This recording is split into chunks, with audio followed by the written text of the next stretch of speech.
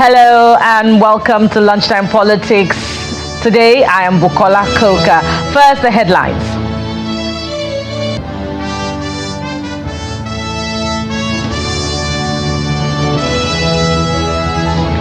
President Tinubu intervenes in Rivers political impasse as Wike Fubara parties sign peace accord.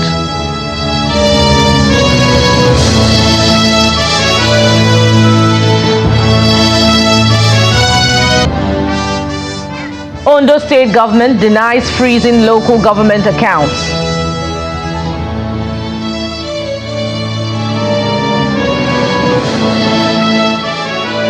And Governor Obasani felicitates with Kaduna Christians, attends carol service in Chikun local government area of the state.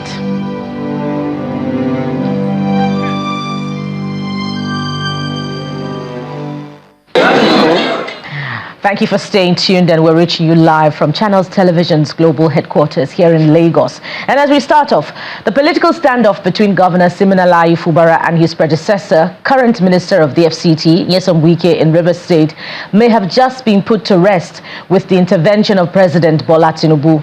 This follows the release of an 8-point resolution after the meeting between President Bola Tinubu and Rivers stakeholders at the presidential villa in Abuja. At the end of the meeting, all the parties agreed to immediately withdraw all legal matters instituted by Governor Fubara and his team in respect of the political crisis in the state. Also, impeachment proceedings against the governor are to be dropped immediately, and the leadership of the State Assembly is led by Martin Amewule be recognized alongside the 27 members who recently defected from the PDP.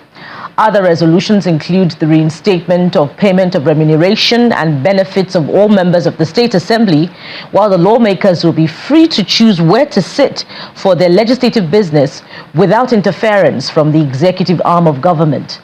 The governor is also to represent the state budget to a properly constituted assembly, and the names of the commissioners who resigned are to be resubmitted to the assembly for approval. Finally, it was agreed that there should not be a caretaker committee for the local governments, and the dissolution of the local government administration is null and void. And that document was jointly signed by Governor Fubara, FCT Minister Nyesom Wike, the State Deputy Governor, Professor Ngozi Odu, the Speaker of the House of Assembly, Mr. Martins Amewule, as well as the Chairman of the APC in Rivers State, Mr. Tony Okocha, and his PDP counterpart, Aaron Chukwuemeka. The National Security Advisor, Nuhu Ribadu, also signed the document. Now, the political drama in Rivers State continues to take new dimensions. This time around, a group under the aegis of the Ogba Egbemandoni Stakeholders Forum, also known as the Onelga Stakeholders Forum, is throwing its weight behind the Deputy Governor of the state, Professor Ngozi Odu, who is an indigene of the region. They made this known during a press briefing in Omoku, the Onelga Council headquarters. We are gathered here today to tell the governor of Rivers State, Siminalayi Fubara, and our dear sister and mother, Professor Ngozi Odu, and our brother from the Orasi region, Right Honorable Speaker, Editing Ehe. To tell them that Onega people will stand with the justice. To tell them that Onega people will stand with them, come rain, come shine. To tell them that Onega people will not allow one individual emasculate the state. To tell them that Onega people will not and will never disrespect or disregard Rivers State governor. And we have joining us for more insights on Rivers politics, the agreement signed, and the resolution, Senator Andrew Uchendu, former Senator of the Federal Republic and political analyst. Thank you for joining us, sir. Thank you very much. But first things first, let's take a second look at that agreement, that document to be precise. There are some unconfirmed reports suggesting that the governor most likely did not sign this agreement, particularly because what we see representing his signature is in black rather than the official red pen signature that is characteristic of an executive governor. Would it be legitimate to be asking the Rivers State Government House to reconfirm that it is indeed Governor Fubara that appended his signature to the agreement signed?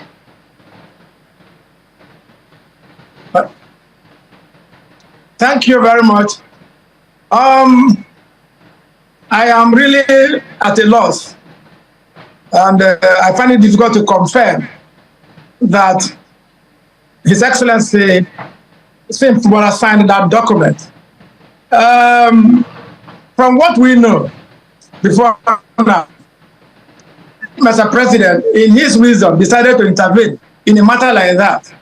At the end of the entire meeting, resolutions will be passed, and it is the responsibility of the press secretary to Mr. President, which has been the usual practice, to issue a statement to that effect. But what we saw and read was, a sheet of paper with the resolutions and the signatures of some. I do not think that that is enough to say, look, this is an authentic document. It could be. Again, there is no headache. Nobody signed that document on behalf of the presidency.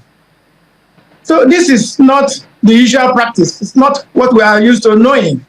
Again, when you look at the resolutions, you will see that there are a lot of contradictions. And it is often held that if resolutions or circulars or directives are in conflict with the constitutional provisions, those resolutions and circulars are null and void. I see some of the resolutions facing difficulties in terms of implementation. Again, I believe that the matter before the Rivers people and before Mr. President is deep and wide, broad-based, that appropriate and adequate consultations should have been made before coming up with those resolutions. Because we need to look at the sensibilities and sensitivities of the issues and the people. I am here in my Port Harcourt residence, and I'm reading quite a lot of solidarity marches and all that to the government. What is going on? I think for us, the ultimate thing is for us to have peace in Rivers State. We have had a lot of problems here, and I think this is some respite. Let Rivers State, let Rivers people breathe. Our resources are being filtered away instead of being directed and channeled towards development purposes. Well, you've raised quite a number of issues in your response to the first question already, Senator Uchendu. But it just seems to start that way, because if you take a second look, if my producer could just replay that document on the screen, if you take a second look at it, you see that the signature of the Minister of the FCT is in red, the signature of the NSA is also in red as well, but the signature of the governor is in black. You see on the left-hand corner of your screen there, Governor Fubara's signature is in black. But if we take another look at the agreement signed itself, how much balance do you see in it, and how implementable are they? Particularly because some who have taken a look at it have said that that the governor is particularly getting the short end of the stick. What are your thoughts? Yeah, I have already addressed some of the issues. Yes, in the area of the endorsement by Fubara, I understand. I'm not saying his signature, any document he signed, but the practice is that the governor of the state signs with red. I don't know why this should be in black. That is part of the inconsistency. Secondly, I do not think that the APC people should have been invited, because that is the domestic affairs of the PDP and the government of PDP in the state. I don't know why somebody like Tony Okocha is there. Yes, because it's not the the authentic chairman of the APC in Rivers State. To the best of my knowledge, maybe a few things may have happened in the past.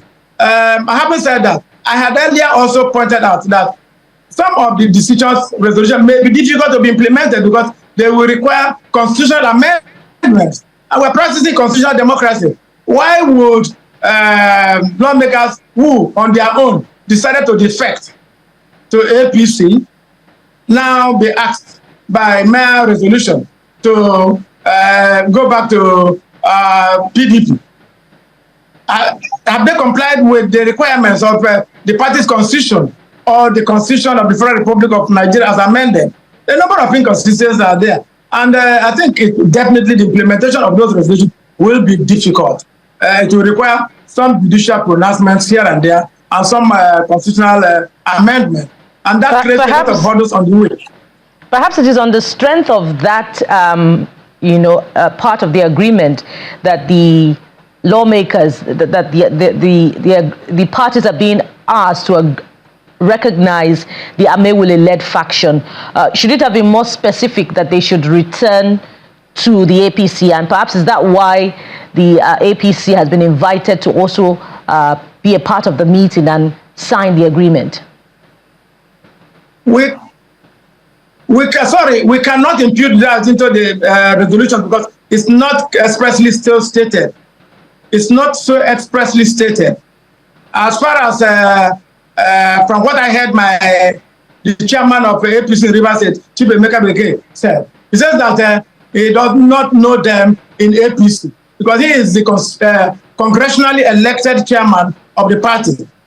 To all intents and purposes, I don't want this matter to be subjected to partisan issues. To the best of my knowledge, Tony Okota is my friend, and I know he left APC many years ago. He has not been with us. And so it's difficult for one to now say he is the one representing APC in such a meeting. However, Rivers people want peace. That's the bottom line. And that peace must be secured through a broad-based consultation.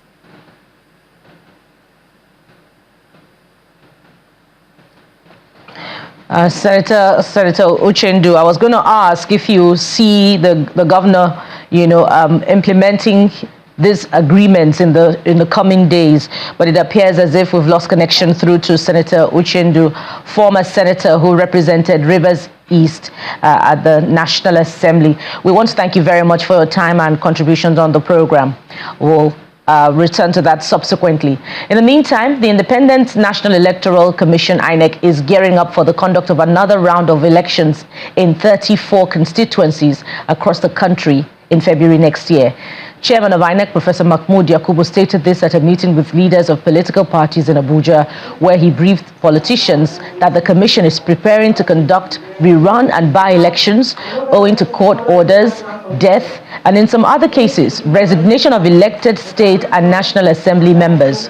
Professor Yakubu says the commission will meet to review preparations and announce a definite date, including the detailed timetable and schedule of activities for the elections.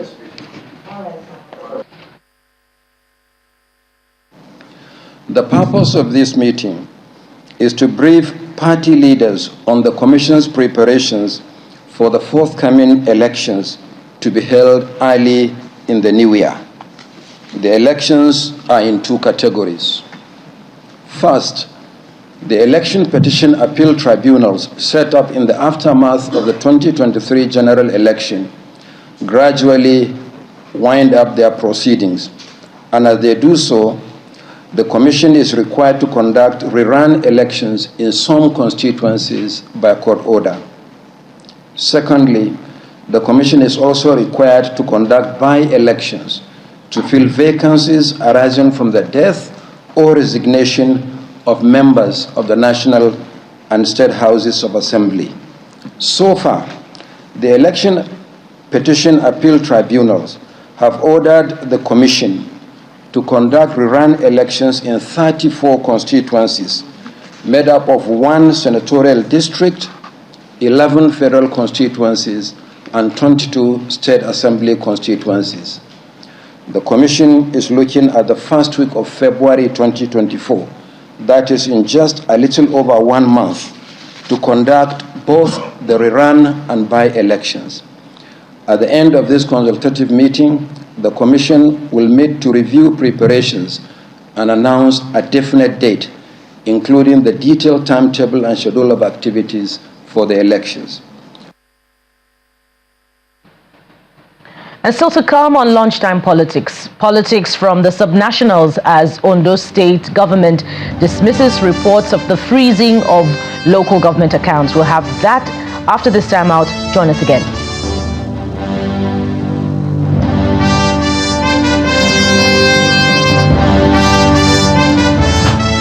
Welcome back. Ondo State has a new leader in Lucky Ayedatiwa, albeit in acting capacity. But the political drama continues as reports surface of the acting governor freezing the accounts of the state's local governments. Well, the State Commissioner for Information, Mrs. Bamidele Ademola Olateju, has described that report as false and misleading and appealed to Ondo residents to disregard it.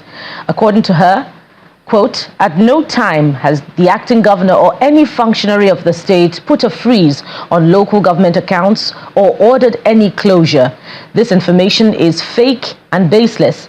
Mrs. Ademola Olateju also dismissed what she describes as social media misrepresentation of the acting governor's engagement, suggesting that the chief of protocol to the governor, Mr. Bola Obano, has been placed on suspension. She said nothing could be further from the truth because the schedule for the preparation of the governor's engagement is less than 2% of the chief of protocol's responsibilities, and usually suspension from duty would have warranted removal of salary and privileges, which has not happened in this case.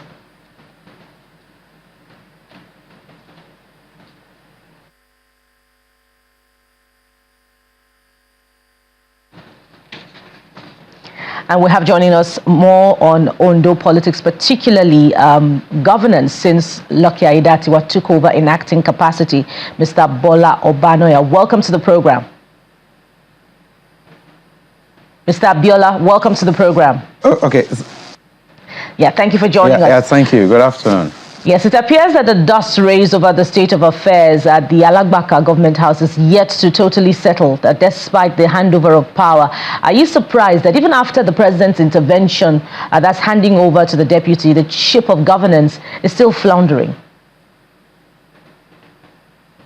Well, I do not seem to agree that since Lucky took over power, that the status quo has remained as the case may be. But this is coming barely about 1 or 2 weeks after the over 8 months trauma and crisis that led the state to become a state that has magnitude without direction. And since the episode, the post Akete should go on leave episode and the arrival of Honorable Lucky Ayedatiwa as acting governor, activity began to pick up because within those periods, there are lots of issues that were requiring the attention of the state governor or acting governor, as the case may be. And one of such was looking at the staff salary of the state workforce, which consistently were being balanced, the issues that characterize the formation of local government caretaker system at the eve of the demand for the need for governor to proceed to medical leave and the presidential intervention. And all of that were big issues that the acting governor needed to understand the sequence of how it needed to address those issues. So for me, within the last 2.5 weeks, it is not too late for the governor to begin to analyze the big issues. And don't also forget that the issue of forgery of Mr. Governor's signature climax the essential issues that borders on good governance in the state. So within the last 2.5 weeks, or 3 weeks, so to say, the acting governor needed to first understand the magnitude of all of these issues and begin to serially put them in particular order of prominence as it may impact positively on governance. And don't also forget that the issue of budget presentation to the House of Assembly is still hanging. So for me, what the acting governor seems to be doing is first to call for cooperation among cabinet members, stabilize the House of Assembly, assure party leaders, and the arbitrary engagement they had with the president. It needed to first put all of this to a perfect balancing, because all of the critical components of the key actors that are part of the challenges will be very important to moving the state forward. So Absolutely. The first thing he needed to do was to ensure that all of them are on the same page. And I feel that thus far, the acting governor is setting a very clear and serene agenda on how to move the state forward. So going forward, one will begin to see the next couple of days what the acting governor, how he has prioritized these challenges and the order with which he begins to deal with them. But depending on who you talk to in Ondo State, the governor may not have begun to resolve all of these issues that you have raised yet, albeit the establishment of LCDAs in Ondo, local government elections, and particularly the cabinet, which you pointed out that the governor needs to be on the same page with him. Reports suggest that, some of these cabinet members are not cooperating totally with the governor, particularly because, like him, they also have ambitions to take over the seat of power from Governor Akeredolu in 2024. What options do you think are open to acting Governor Ayedatiwa to bring these cabinet members on the same page with him? The acting governor, like I said, has established the foundation upon which the state must move forward. And in the coming days, I expect him to come out to make a statewide address to articulate the orders with which he feels that under his actingship, the state will be moving forward. And when that is clearly communicated to the people of Ondo State, he has a responsibility to provide leadership by fiat, by coercion, in all democratized means. So at that time, he would have done the first needful. The first needful is to bring them on board. For those that are not willing to come on board, we have a choice of voluntary resignation, or the acting governor speaks and acts. And he must do this with deliberate intention in the interest of the generality of the people of the state. Now, all of this will put him in a first test. This is not even about Ayedatiwa contesting for a governorship. It's more about showing capacity, showing relevance, showing direction, delivering all the deliverables, helping the SMEs, supporting students and youth, promoting good governance, attending to issue of insecurity. If his inability to deliver all of this within the framework of time that he has the opportunity to act, he won't even come back to say he wants to become governor. So for me, the first honorable and Omoluwabi thing he should do is what I feel the guy is doing very systematically and democratically. And for those that may make the state ungovernable for the acting governor has all the mechanisms, all the mercenaries within the ambient of our law to take position as a duly recognized acting governor in Nigeria, and particularly in Ondo State. Governance is strict. It's business unusual. So if he fails to demonstrate all of his capacity and courage in the coming days, the people of Ondo State will put him on his toes. Indeed, and your words, we are tired of shenanigans in government. Yeah, just like the people of Ondo. And your words, fiat and coercion, are reminiscent of the commissioner's statement where she said the governor has the power to make changes when necessary. So one wonders if there will be firing and rehiring in the Ondo government cabinet in the coming days. We'd like to thank you very much, Mr. Bola Obano, a political analyst who joined us from Abuja. Thank you for your time on the program. Thank you, my pleasure. Thank you. Governor Uba Sani has again reassured the citizens of Kaduna that his administration will run an inclusive government where every part of the state will be carried along without any discrimination. The governor gave the assurance when he attended a Christmas carol service organized by the Christian Association of Nigeria as part of the activities by the Christian community to mark the Yuletide. Addressing the congregation at the Ekwa Church in Sabong Tasha, area of Chikun local government area, Governor Sani states that under his leadership, the era of Muslim-Christian dichotomy shall become a thing of the past in Kaduna State.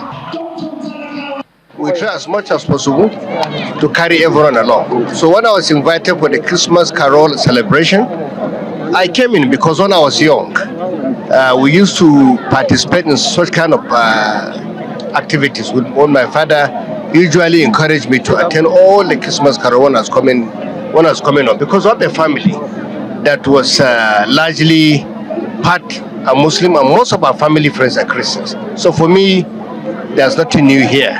And for me, I enjoy my coming, and I'm happy when I see the citizens of Kaduna who are in this very important celebration, highly happy.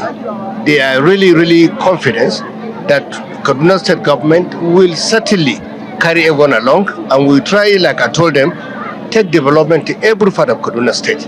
And as we are speaking, part of the most important agenda of our government is to ensure that we carry our people along. Human capital development is the most important thing, and today I discussed with them. So me at every fora, I try to make it clear to the people of Kaduna State that we are not concerned about any religious or ethnic difference. We are one family, and we are going to work together without any discrimination or segregation. And on his part, the Kaduna State Chairman of the Christian Association of Nigeria, Reverend Joseph Hayab, commends Governor Sani for rebuilding trust and running an inclusive government. He also appeals to Christians to continue to pray for the success of Governor Sani's administration and be obedient as instructed by the Bible. And he's coming. I think his comment simply means to all that a new page has come. We've had terrible comments coming out of Government House of Kaduna, and today we are hearing lovely, gently, brotherly comment coming from our governor. That shows that it is no longer yesterday. We are in a new time, a new season. And it's coming at Christmas, celebrating the Prince of Peace. We call for peace. We work with the governor for peace, because we believe that even criminals fear when people are united. But when people are divided, criminals can have a field day. The reason why we've had uncontrolled criminality in Kaduna, there will always be criminality whether we like it or not, but the rate at which it went in the past was because there was division in the land. So instead of even pursuing criminals, we are fighting among ourselves. I think what this governor wants to do is that, look, let's the fighting cease, let's join hands and chase the criminal out of our community. And you have been served your Lunchtime Politics edition for today. Thank you for watching. Join us again tomorrow when we bring you another edition of the program. I am Bukola Koka. Bye for now.